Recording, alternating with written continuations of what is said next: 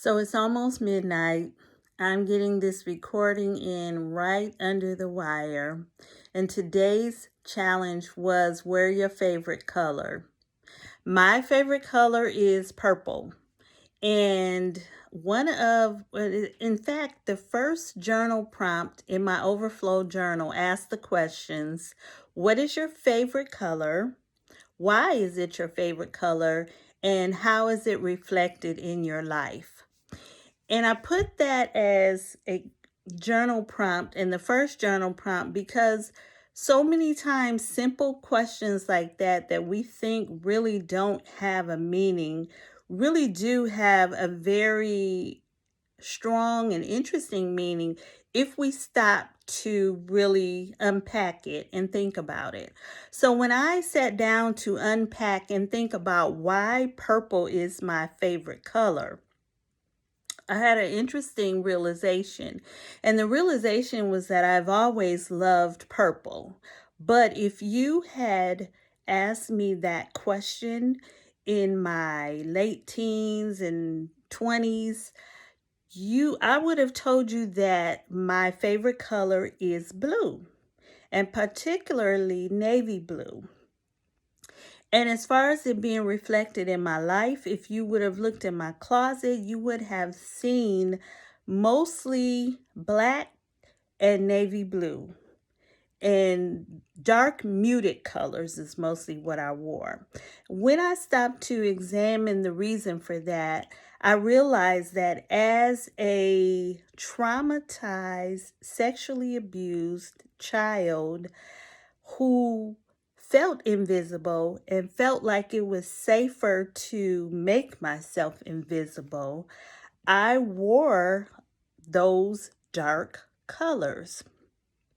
Now, as I got older, I still wore and wear a lot of black, but it's for a different reason now. Now it's more so just because of gaining weight through starting in my mid 30s, after having the second baby, after having thyroid issues, after my metabolism slowing down, and now menopause. Black is just a slimming color and it goes with everything. So, but I still love purple. And purple is reflected in my life in many ways, but especially in my home office here, because you can see, besides my purple cardigan and my purple scarf, I'm sitting on my purple love seat with my purple throw, and even the picture on my wall behind me. The picture is blue, but I've had a purple border put around it.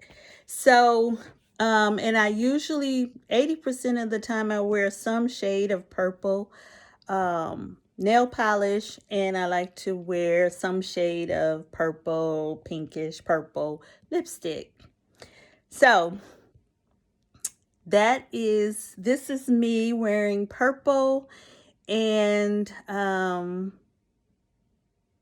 telling the history and story of purple. What I love about purple to me is just the audacity of it, the brightness of it.